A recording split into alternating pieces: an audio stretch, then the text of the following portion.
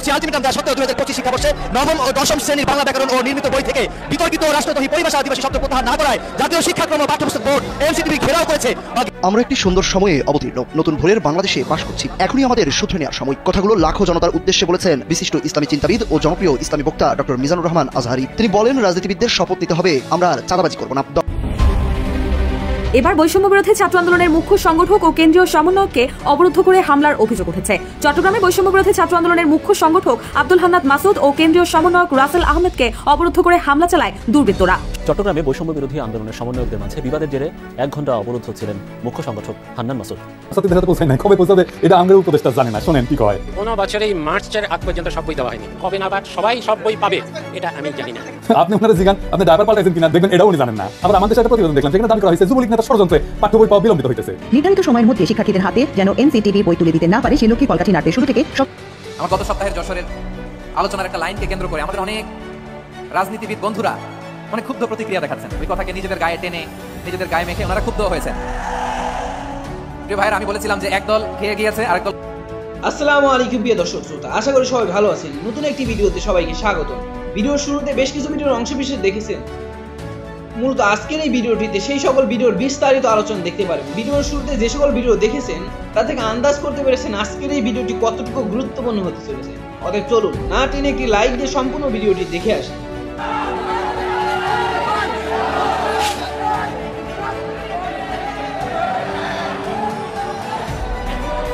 দর্শক, আপনাদেরকে দেখানোর চেষ্টা করছি আলটিমেটাম দেওয়া সত্ত্বেও 2025 শিক্ষাবর্ষে নবম ও দশম শ্রেণীর বাংলা ব্যাকরণ ও নির্মিত বই থেকে বিতর্কিত রাষ্ট্রদ্রোহী পরিভাষা আদিবাসী শব্দ প্রত্যাহার না করায় জাতীয় শিক্ষাক্রম ও পাঠ্যপুস্তক বোর্ড এনসিটিভি ঘেরাও করেছে বা ঘেরাও করে বিক্ষোভ কর্মসূচি পালন করছে ঢাকা বিশ্ববিদ্যালয়ের শিক্ষার্থীরা। অর্থাৎ ঢাকা বিশ্ববিদ্যালয়ের একটি সংগঠন রয়েছে, সেই স্টুডেন্টস ফর সভারেন্টির নেতৃবৃন্দরা কিন্তু ইতিমধ্যেই এনসিটিভির ভিতরে কিন্তু তারা ঘেরাও করেছেন এবং এখানে কিন্তু তারা অবস্থান নিয়েছেন।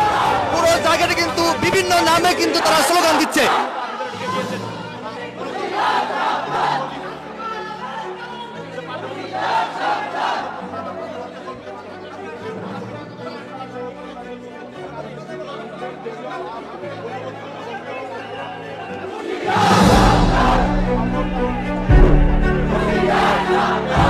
দর্শক, যেমনটি দেখা যাচ্ছে বা দেখতে পাচ্ছেন স্টুডেন্টস ফর সভারেন্টির 5টি দাবি, সেই 5টি দাবি যদি আপনাদেরকে দৈনিক ইত্তেফাক ফেসবুক পেজে সরাসরি যদি একটু জানানোর চেষ্টা করি, সেটি হচ্ছে 5 দফা দাবি। হচ্ছে 1 নম্বর দাবি হচ্ছে পাঠ্যপুস্তক থেকে রাষ্ট্রদ্রোহী আদিবাসী শব্দ প্রত্যাহার, অখণ্ড ভারতের কল্পিত মানচিত্রের সব ধর্মীয় গাছের ছবি মুছে ফেলা, পরিবর্তন কমিটিতে থাকা দেশীয় মূল্যবোধ বিরোধী ধর্মহীন রাখাল রাহা ওরফে সাজ্জাদকে অপসারণ, আদিবাসী শব্দ অন্তর্ভুক্তি অনুমোদন করায় এনসিটিভির চেয়ারম্যান ও এর সাথে যোগসাজশ থাকা কর্মকর্তাদের পদত্যাগ এবং তদন্ত কমিটির মাধ্যমে অনুমোদন করা এনসিটিভির চেয়ারম্যান ও এর সাথে পাঠ্যপুস্তক আদিবাসী শব্দ প্রবেশ করানোর সাথে জড়িতদের চিহ্নিত করে তাদের অপসারণ ও শাস্তির আওতায় আনতে হবে।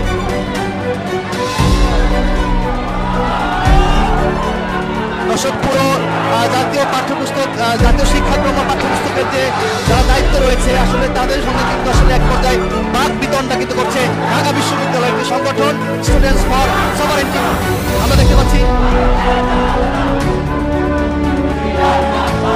ভারতের দালালেরা হুঁশিয়ার সাবধান এই নামে কিন্তু স্টুডেন্টস ফর সভারেন্টির নেতাকর্মীরা কিন্তু স্লোগান দিচ্ছে।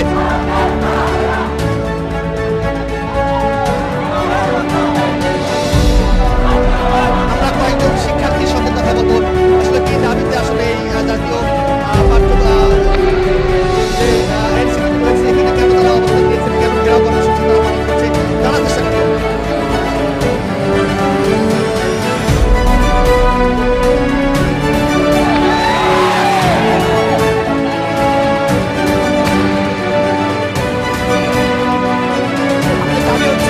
আমাদের দেশ বাংলাদেশ মুসলিম দেশ, এই মুসলিম দেশে বাংলাদেশের সাথে অন্য ধর্ম থেকে একসাথে করা হয়েছে, এটা আমরা মানতে পারবো না।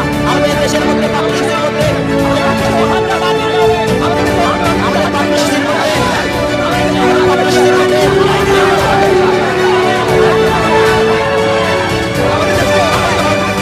আমাদের কোনো আদিবাসী না, খিচুড়ি গোষ্ঠী, এইটাই আমাদের এই আদিবাসী তারা মুসলিম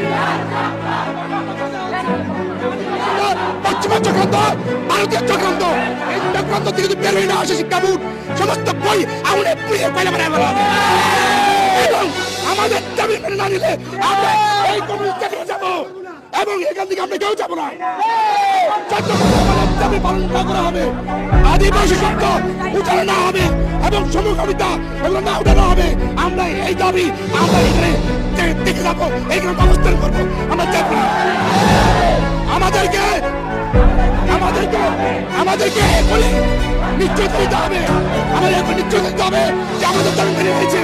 তার বিবৃতি দেখ যে আমাদের দাবি মেনে নিয়েছে, বিবৃতি দেখ, আমার নিশ্চয়তা দেখ, বিবৃতি দিলে আমরা এখানে দেশ এত আমরা এখানে সত্যি পারি না।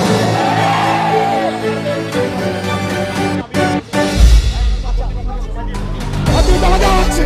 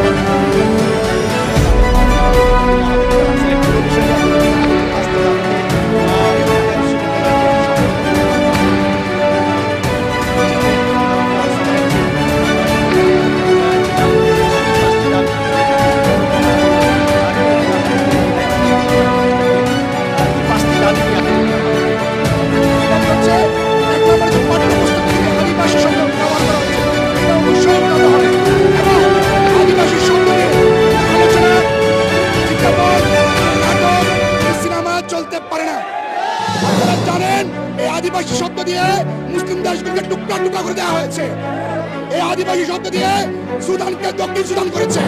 এভাবে মুসলিম দেশগুলোকে আদিবাসী শব্দ দিয়ে টুকরা টুকরা করে দিয়ে পশ্চিমারা অবৈধভাবে প্রবেশ করে, ভারতীয়রা প্রবেশ করে বিভিন্ন অধিকার তাদের আদায় করেছে। তাই এই আদিবাসীদের টুক যেটা পশ্চিমা এবং ভারতীয় মিয়ানমার যাচ্ছে, বাংলাদেশের যে চট্টগ্রাম পার্বত্য চট্টগ্রাম রয়েছে, এই চট্টগ্রামকে তারা চুমলেন করতে চায়। এই চুমলেন আমাদের জীবন যাতে করতে দিব না। এবং সমস্ত আমাদের যে দাবি রয়েছে, 5টা দাবি, এর মধ্যে প্রথম শব্দ হচ্ছে আদিবাসী শব্দ উঠিয়ে দিয়ে আমাদের বাঙালিকে আদিবাসী শিক্ষা দিয়ে সংবিধানে আনতে হবে। এবং আদিবাসী যে সমস্ত ব্যক্তির উচ্চারণ করে, লেখালেখি করে, প্রচার করে, তাদেরকে শাস্তি আনতে হবে এবং এদেরকে রাষ্ট্রদ্রোহী হিসেবে স্বীকৃতি দিয়ে অপরাধ হিসেবে প্রজ্ঞাপন জারি করতে হবে। প্রজ্ঞাপন জারি করে শাস্তি দেওয়া হবে এবং এদেরকে যে সমস্ত সংস্থা রয়েছে এগুলো ধ্বংস করতে হবে। আরেকটা বিষয় জানেন, এই অঞ্চলে বাংলাদেশের কোনো সরকার মন্ত্রণালয় নাই, সেখানে নিজস্ব সরকার নিজস্ব দ্বারা এভাবে দাবি করে বাঙালির উপর নির্যাতন করে এই সমস্ত বের হয়ে আমাদের যে আদিবাসী শব্দ উচ্চারণ করে পাঠ্যপুস্তক রাখতে হবে। আর আদিবাসী শব্দ কোনো কথার আমি বলেছি, কথা বলেছি, 5টা দাবির মধ্যে আজ বলছে সার্বভৌমত্ব রক্ষার মধ্যে এই আদিবাসী শব্দ রাখতে হবে। কারণ আদিবাসী শব্দ দিয়ে তারা দাবি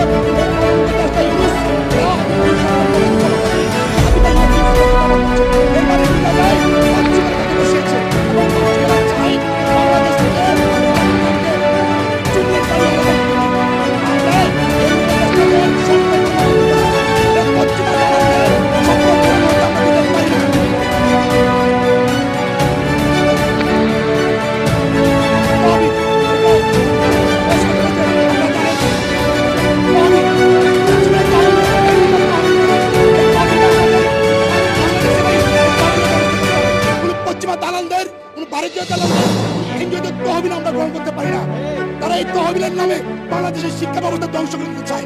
তারা বাংলাদেশের শিক্ষা ব্যবস্থার মধ্যে সমকামিতা প্রবেশ করতে চায়। তারা বাংলাদেশের শিক্ষা ব্যবস্থার মাধ্যমে পুরুষে নারীতে বিয়ে জারি করতে চায়। আপনাদের যে চক্রান্ত, যে উদ্দেশ্য, এই উদ্দেশ্যগুলোকে ধ্বংস করে হয়ে যায়। এই জন্য আমাদেরকে বাংলাদেশের তহবিলেই, আমাদের নিজস্ব তহবিলে আমরা পাঠ্যপুস্তক চালাবো। এবং ভারতের কোন শিক্ষা ব্যবস্থা আমাদের শিক্ষা ব্যবস্থা থাকতে পারে না। এবং পশ্চিমাদের কোন শিক্ষা ব্যবস্থা থাকতে, এনজিওদের কোন শিক্ষানীতি, এই শিক্ষানীতিকে পরিবর্তন করতে হবে।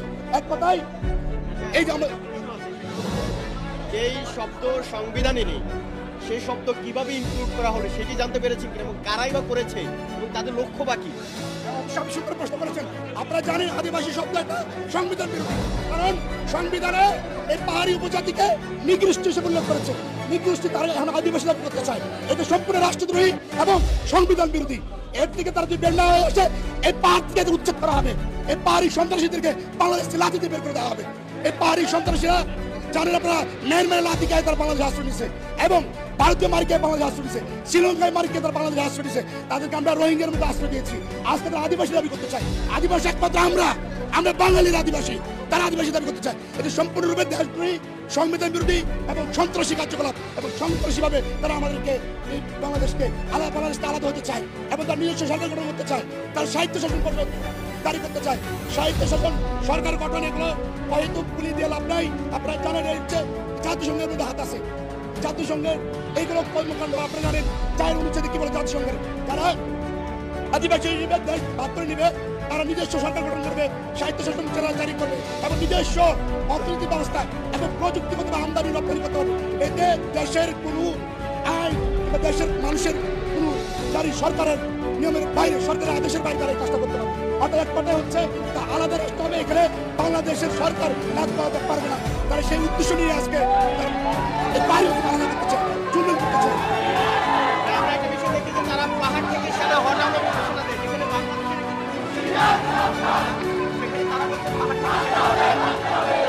দর্শক দেখতে পাচ্ছেন এনসিটিভির ভিতরে কিন্তু ঢাকা বিশ্ববিদ্যালয়ের শিক্ষার্থী বা ঢাকা বিশ্ববিদ্যালয়ের সংগঠন স্টুডেন্টস ফর যারা রয়েছে, যে সংগঠনটির স্টুডেন্টস ফর সভারেন্টির যারা রয়েছে, তারা কিন্তু এখানে অবস্থান নিয়েছে।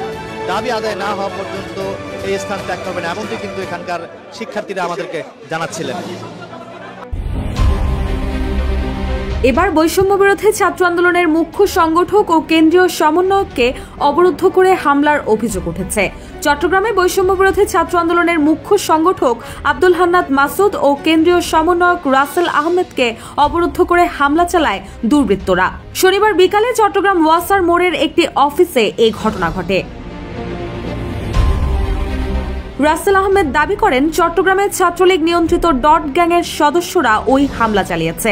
এদিকে সার্বিক পরিস্থিতি ও ঘটনা নিয়ে শনিবার রাতে চট্টগ্রাম প্রেস ক্লাবে প্রেস ব্রিফিং এর আয়োজন করা হয়, আর সেখানে বিস্তারিত তুলে ধরা হয়। জানা গেছে, ওয়াসা মোড়ে ওই অফিসে অবস্থান করছিলেন বৈষম্য বিরোধী ছাত্র আন্দোলনের সমন্বয়ক আব্দুল হান্নাত মাসুদ ও সমন্বয়ক রাসেল আহমেদ। এ সময় ডট গ্যাং সদস্যরা ওই অফিস অবরোধ করে। এক পর্যায়ে তারা হামলা চালায়। এর আগে জুলাইয়ের ঘোষণাপত্রের পক্ষে চট্টগ্রামে পথসভা, জনসংযোগ ও লিফলেট বিতরণ, তিনটায় নগরের বিপ্লব উদ্যানে পথসভা করে লিফলেট বিতরণ ও জনসংযোগ শুরু করেন তারা। পরে পথসভায় বক্তব্য দেন বৈষম্য বিরোধী ছাত্র আন্দোলনের সমন্বয়ক আব্দুল হান্নাত মাসুদ ও সমন্বয়ক রাসেল আহমেদ। পথসভায় আব্দুল হান্নাত মাসুদ বলেন, জুলাইয়ের ঘোষণাপত্রের জন্য আমরা সরকারকে আলটিমেটাম দিয়েছি। আশা করি সরকার 15 জানুয়ারির মধ্যেই জুলাইয়ের ঘোষণাপত্র প্রকাশ করবেন। তিনি আরো বলেন, জুলাই ঘোষণাপত্র বাংলাদেশের মানুষের মৌলিক অধিকারগুলো নিশ্চিত করার ক্ষেত্রে অগ্রগামী ভূমিকা রাখবে। দেশি বিদেশি অনেক শক্তি চায় না জুলাই ঘোষণাপত্র বাস্তবায়ন হোক। সমন্বয়ক রাসেল আহমেদ বলেন, জুলাইয়ের ঘোষণাপত্র প্রকাশ করতে অনেকেই বাধা দিচ্ছে, অনেকেই ষড়যন্ত্র করছে। আমরা কোনো ষড়যন্ত্রকে প্রশ্রয় দেব না, সব ষড়যন্ত্র মোকাবেলা করব ইনশাল্লাহ। রুশা সুর, জয় দিন।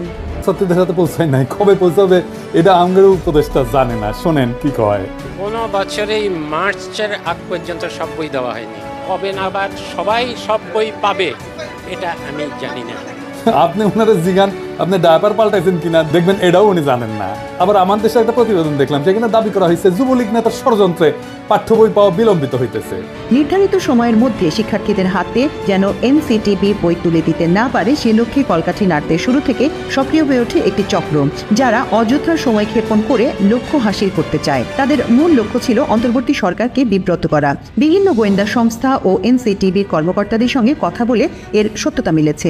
মুদ্রণ শিল্প সমিতির সাবেক সভাপতি এবং যুবলীগ নেতা জহুরুল ইসলাম পাঠ্যপুস্তক নিয়ে সরকারকে বিব্রত করতে প্রথম থেকেই সক্রিয় হয়ে ওঠেন। এরই অংশ হিসেবে সরকারের বিনামূল্যের পাঠ্য বই মুদ্রণের জন্য 25 মার্চ পর্যন্ত সময় চেয়ে শিক্ষা উপদেষ্টা বরাবর চিঠি পাঠিয়েছিলেন মুদ্রণ শিল্প সমিতির সিনিয়র ভাইস চেয়ারম্যান জুনাইদুল্লাহ আল মাহফুজ। এ নিয়ে ব্যাপক আলোচনার পর তড়িঘড়ি করে সংবাদ সম্মেলন ডেকে ক্ষমা চান মাহফুজ এবং সমিতির প্যাডে চিঠিটি যাওয়ায় নিজের দায় স্বীকার করে ক্ষমা চেয়েছেন সমিতির সভাপতি রাব্বানী জাব্বারও। রাব্বানী সাবেক ডাক ও টেলিযোগাযোগ মন্ত্রী মোস্তফা জাব্বারের আপন ভাই। আওয়ামী লীগের মন্ত্রী স্টিভ জাব্বারের ভাইরে দেওয়া হয়েছে বই ছাপানোর দায়িত্ব, রাব্বানী জাব্বার। তো এই হবে না? যাই হোক, আজকে আমি এই শিক্ষাক্ষেত্রে বিশেষ করে প্রাথমিক আর মাধ্যমিক শিক্ষার ক্ষেত্রে সিলেবাস, পাঠ্য বই, পরীক্ষা পদ্ধতি এই সমস্ত নিয়ে শিক্ষা ব্যবস্থার সংস্কার নিয়ে কথা বলবো। শিক্ষা সংস্কার নিয়ে কথা বলার আগে দুটো জিনিস নিয়ে একটু কথা বলে নিই, এটার সাথে সম্পৃক্ত। ছাত্ররা বই পায় নাই। এই যে মাসুদ কামাল কইতেছে হাসিনার আমলে কখনোই বই পাইতে দেরি হয় নাই, শোনেন কি কইতেছে, তার মুখেই শোনেন। এত বছর ধরে মানুষ স্বৈরাচার বলে তো সব বটি গালাগালি সব করছি, একটা কিন্তু পোলাপন বই পাইছি, পাইছে না? উনি দিতে পারেন না। সে কি ঠিক বলিছে? দেখেন, এটা 2023-এর খবর, বই ঠিক সময় মতো পাইছে। আবার দেখেন, এটা 2022-এর খবর, তার আগের বছর ঠিক সময় মতো বই পাইছে। 2023-এর আর একটা খবর দেখা, এই যে দেখেন ঠিক সময় মতো বই পাইছে। তাহলে মাসুদ কামাল কেন বলে যে হাসিনার আমলেও বই পাইছে 1 তারিখে? মাসুদ কামাল হাসিনার লেসপেন্সারি করিচ্ছে, ফ্যাসিবাদের লেসপেন্সারি করিচ্ছে, এটা টের পাচ্ছি। কারণ মাসুদ কামাল মনে করিচ্ছে আওয়ামী লীগ যদি আবার ক্ষমতা এসে যায় তাহলে একটা দাও মারা লাগবে। যাই হোক, এটার বাইরে একটা কারণ আছে। কারণ এটা হচ্ছে বাংলাদেশ। কেউ যদি প্রমিনেন্স পায়, নিজেরা ঈশ্বর ভাবতে থাকে, সে নিজেই রেফারেন্স উৎপাদন করে, নিজে চেক করবে তার টাইম কই। তাহলে এই যে মিছা কথাটা সে কইলো, তার কি হবে? মাসুদ কামাল সিনিয়র সাংবাদিক, যাই হোক, আমি তার উপরে এখনই চড়াও হবো না, তার আমি বেনিফিট অফ ডাউট দিতে চাই। স্লিপ অফ টাঙ্গও তো হইতে পারে, ভুল হইতে পারে, কিন্তু মাসুদ কামাল এর পরে যদি ভুলভাল মিছা কথা কইছেন তাইলে গেলে বুঝেছেন একেবারে কচ্ছপের কামড় দিয়ে ধর্ম ফলে। এবার আসেন, বইয়ের সিলেবাস পাল্টাইছে সরকার, জুলাই আগস্টে বিপ্লবের ঘটনা ঢুকাইছে। কি ঘটনা করেছে সেটা এনা দেখি, আসেন। দেখেন, হাসিনার নাম নেন, পরে মনে হয় পুলিশের দায় শুধু, আওয়ামী লীগ নাই, ছাত্রলীগ নাই, গণঅভ্যুত্থানের বিরুদ্ধে মেইন কালপ্রিটের নাম নাই। এরা বাচ্চাদের কি শিক্ষা দিতে চায়? যদি বইয়ে হাসিনার নামই লেখা না হয়, আওয়ামী লীগের নামই লেখা না হয়, ফ্যাসিবাদের নামই লেখা না হয়, তাহলে গণঅভ্যুত্থানটা হইলো কার বিরুদ্ধে? জনগণ তো হাসিনার বিরুদ্ধে দাঁড়াইছে, পুলিশ তো প্রতিরোধ করতে গিয়ে নিপীড়ন করছে হাসিনার অর্ডার নিয়ে। এই নৃশংস প্রতিরোধের দায় কেবল পুলিশকে দিচ্ছে কেন? হাসিনার নাম কেন নিচ্ছে না? বাচ্চাদের জানা উচিত না হাসিনা জোর করে ক্ষমতায় থাকা এবং তার অপশাসনের বিরুদ্ধে আমরা ফাইট করছি। আমাদেরকে এখনো কারা হাসিনার রাজ্যে রাখতে চাচ্ছে, যে রাজ্যে হাসিনাকে কালপিট বলা যাবে না? তো কে লিখেছে? রাখাল রাহা, ওর আসল নাম সাজ্জাদুল হক। এই এত ইসলামোফোব যে নিজের মুসলমান নামটা পাল্টা এটা হিন্দু নাম নিছে, প্রকৃতি খিল হয়েছে। যে বইটা দেখালাম এটা 5ম শ্রেণীর বাংলা বই, এখানে যে খুনি ফ্যাসিস্ট হাসিনার নাম লেখা হয়নি তা না। 9ম 10ম শ্রেণীর বাংলা বইয়ে জুলাই আন্দোলনের ইতিহাস কেন্দ্রিক একটা গদ্য যুক্ত করা হয়েছে, এটা তো খুনি হাসিনার নাম লেখা হয়নি, আওয়ামী লীগের নাম নেওয়া হয়নি, ছাত্রলীগের নাম নেওয়া হয়নি। নাম না নিয়ে এরা ইতিহাস লিখেছে। কি লিখেছে দেখেন, মূলোৎপাটন করবে শাসন ক্ষমতা আঁকড়ে থাকা ফ্যাসিবাদী এক শাসককে, নিপীড়ক সরকারও প্রস্তুত, তার আছে দলীয় বাহিনী। দেখেন, হাসিনার নাম নেয়নি, দলীয় বাহিনী ইউজ করছে হত্যাযজ্ঞ চালাইতে, কিন্তু এই দলীয় বাহিনী আওয়ামী লীগ ছাত্রলীগের নাম লিখতে এদের জাত যায়, লজ্জা লাগে। এরা ইতিহাস লিখতেছে, কিন্তু আমরা কার বিরুদ্ধে যুদ্ধ করছি তার নাম লিখতেছে না। কারা শহীদদের খুন করছে, গুলি করছে, পঙ্গু বানাইছে, অন্ধ বানাইছে, তাদের পরিচয় বলতেছে না। এটা কেমন ইতিহাস? আবার দেখেন লিখছে, কিন্তু প্রতিরোধ করেছিল সরকারি দলের দুর্বৃত্ত বাহিনী, তাদের পাশে ছিল রাষ্ট্রীয় বাহিনীগুলোর ক্ষুদ্র একটা বিপদগামী অংশ। মানে বুঝিছেন, সরকারি দলের দুর্বৃত্ত বাহিনী বলতে পারতেছে যেন এই বাহিনীর নাম নাই। আবার দেখেন, রাষ্ট্র বাহিনীর একটা ক্ষুদ্র অংশ নাকি বিপদগামী ছিল। হ্যাঁ, হাই সেলুকাস, যেখানে আস্ত একটা পুলিশ বাহিনী, আস্ত র্যাব, ডিজিএফআই, এনএসআই, ডিবি জনগণের বিরুদ্ধে দাঁড়াইছে, সেখানে ক্ষুদ্র একটা বিপদগামী অংশ নাকি দাঁড়াইছে। কি কারে ইতিহাসের বিকৃতি বলেন? এই ইতিহাস ঘটার 4-5 মাস না যাইতেই এই ইতিহাস বিকৃতি, তাও গণ অভ্যুত্থানের সরকার ক্ষমতায় থাকা অবস্থায়। পরে কি হবে তাহলে ভাবেন।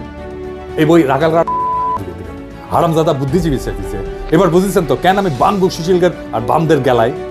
সিলেবাস নিয়ে হাসিনার আমলে কত কাণ্ড হইতো আপনাদের মনে আছে না? আমি একটার পর একটা এপিসোড করেছি, যে দেখেন কতগুলো এপিসোড করেছি অসঙ্গতিগুলো দেখা দেওয়ার জন্য। সিলেবাস নিয়ে সিরিয়াস কাজ হাতে গোনা বাংলাদেশে কয়েকজন করছে, তার মধ্যে আমি একজন। একবার ঘুণা করেও আমার কইলো না ভাই আপনার মতামতগুলো কি বলেন, বইগুলো দেখে একটু মতামতগুলো দেন, বলে না। আমি যে খুব জ্ঞানী লোক তা না, কিন্তু আমাকে দেখতে দিলে তো ক্ষতি নাই, তাই না? আমার রিকমেন্ডেশন নিয়েন না, দরকার হইলে একটা মতামত তো ফ্রি পাইতেন, তাই না?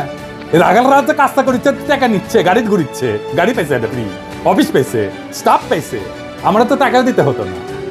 তো সাজেশন নেন না কেন? কারণ হইতেছে রাখাল রায় শুধু হিন্দু নামই নেয়নি, তার সাথে হিন্দু ধর্মের বর্ণ কোথাও নিছে। আমি তো নমশূদ্র, তাই আমার সাজেশন নিলে জাত যাবে রাখাল রাহার। রাখাল রাহাকে দেখলে জিগায়েন তো ওই যে ক্ষুদ্রকালে ওর যন্ত্রের যে কর্তৃত্ব চামড়া আছে না আগা, ওদিকে আবার লেগে নিছে নাকি প্লাস্টিক সার্জারি করে। যাই হোক, দেখেন আসিফ মাহতাব উৎস যে নতুন বই নিয়ে কি কইতেছে, ওরাও তো খুশি না। দেখেন তার ভিতরে কি কি দিচ্ছে তার একটা নমুনা কেউ একজন লিক করেছে, এবং এটা আসলে যে তাদের মধ্যে আছে সেটা আমরা কনফার্ম করেছি। যে একটা গল্প তারা দিয়েছে, এটা আপনারা সব অনলাইনে পাবেন। তো গল্পটার এখানে অনেক সুন্দর সুন্দর কথা আছে, তার মধ্যে আমি একটা পড়ে শোনাই যেটা পড়তেও আমার ভালো লাগছে। Sundays try to walk like a lady and not like the sluts that you bent on becoming. এটার মানে হচ্ছে এইভাবে, মানে রবিবারে ভালোভাবে হেঁটে যাবে যাতে করে তুমি যেই খানকি না সেটা হতে চাও তুমি সেটা না হতে পারো। এবং এই গল্পে এই ওয়ার্ডগুলি মা মেয়েকে খানকি ডাকছে, এটা মানে বারবার আসছে। আমি জানি না এই গল্পটা আমাদের সাহিত্য বা ইংলিশের ক্লাস 9-এর বইয়ে থাকার কতটা প্রয়োজন।